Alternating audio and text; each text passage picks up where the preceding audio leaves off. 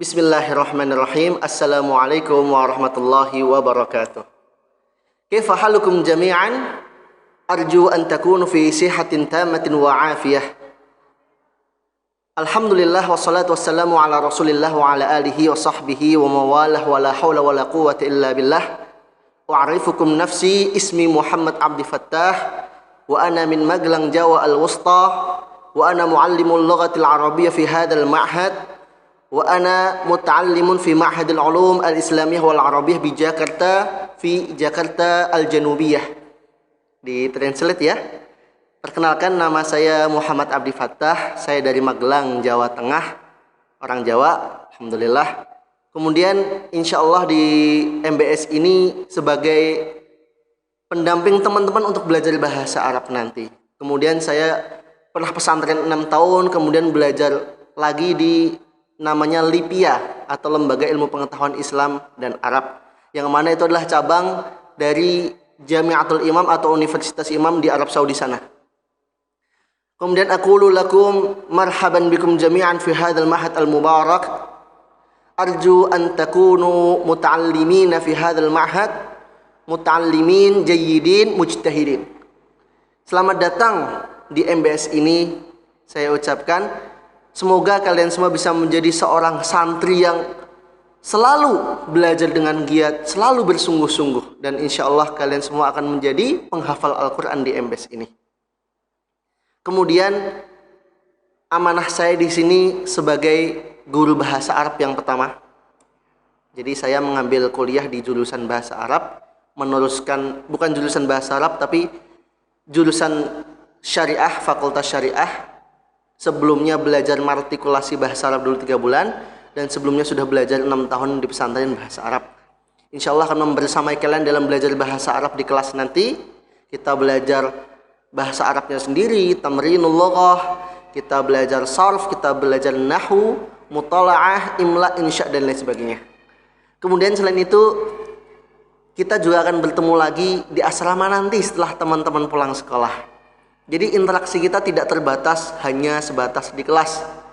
Setelah teman-teman pulang, ketemu lagi dengan saya, karena saya diamanahi untuk menjadi koordinator kesantrian atau kalau di MBS dinamakan koordinator kedisiplinan santri. Jadi insya Allah saya yang akan membimbing teman-teman semua selama 3 tahun nanti untuk belajar berdisiplin, belajar tepat waktu, belajar mandiri, dan mengatur waktu nanti. Ya. Kemudian selain itu saya juga diamanahi menjadi pembina IPM. Apa itu IPM? IPM adalah Ikatan Pelajar Muhammadiyah. Kalau di sekolah negeri ada yang namanya OSIS, organisasi siswa intrasekolah, Muhammadiyah punya sendiri IPM. Tapi jangan merasa minder. Wah, teman-teman saya OSIS, saya kok IPM? Jangan pernah merasa minder. Karena IPM itu pernah mendapatkan penghargaan sebagai organisasi kepemudaan terbaik se-ASEAN. Tingkatannya sudah bukan Indonesia lagi, tapi ASEAN. Alhamdulillah beberapa tahun lalu mendapatkan penghargaan. Jadi nanti di IPM ini akan menjadi wadah teman-teman semua untuk belajar, berorganisasi, untuk mengembangkan minat dan bakat kita, saling bermusyawarah, belajar manajemen tim, belajar manajemen acara, dan lain sebagainya. Karena kita akan menjadi garda terdepan dalam acara-acara yang akan diselenggarakan oleh MBS. Begitu. Manfaatnya insya Allah sangat banyak. Nanti teman-teman akan merasakan manfaatnya saat sudah berada di tingkatan pendidikan yang lebih tinggi atau bahkan nanti saat sudah di dunia kerja.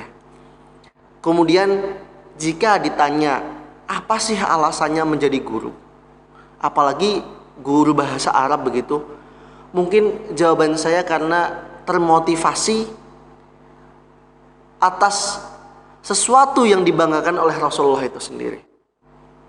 Selain guru itu, kalau di Indonesia kita kenal sebagai pahlawan tanpa tanda jasa, sebagai orang yang mengajari kita banyak hal, itu guru.